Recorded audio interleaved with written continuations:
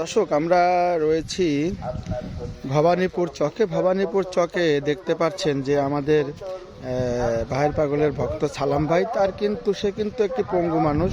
তার হাত পা কিন্তু অবশ, তার হাত পা চলে না, তার শুধু হাত এবং তার শরীরটা মোটামুটি ভালো রয়েছে। সেইভাবেই কিন্তু এই ভাইয়ের পাগলের ভক্ত দীর্ঘদিন ধরে কিন্তু এই ঝড় বৃষ্টি নাই, বিভিন্ন ঝড় তোফান নাই, রৌদ্র নাই, যে কোনো সময় এইভাবেই বিভিন্ন কৃষিকাজ করে ভাইয়ের পাগলের দরবারের বিভিন্ন খাদ্যর চাহিদা মিটিয়ে থাকেন, বিভিন্ন সবজি চাষ করে থাকেন, বিভিন্ন ক্ষেতের চাষ করে থাকেন। এই সেই সালাম ভাই।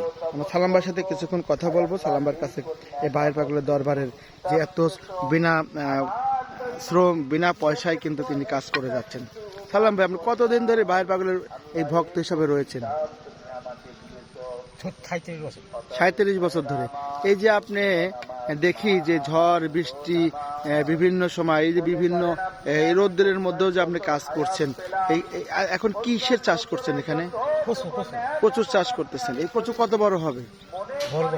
বড় বড় হবে এই কচু। এটা তো ভাইয়ের পাগলের দরবারের জন্য না? আপনাকে কোনো বেতন দেওয়া হয় নাকি এখানে? আপনি স্বেচ্ছায় শ্রম দেন? আপনাদের নিজের কাজ মনে করে করেন।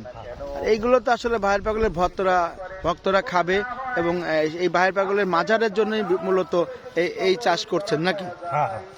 ধন্যবাদ আপনাকে, অনেক ধন্যবাদ আপনাকে যে এইভাবে শ্রম দিয়ে যাচ্ছেন নিঃস্বার্থে। আমরা আপনাদেরকে এই মানিকগঞ্জ উন্নয়নের পথে ফেসবুক পেজ পরিবারের পক্ষ থেকে শুভেচ্ছা ও অভিনন্দন জানাচ্ছি আপনাকে।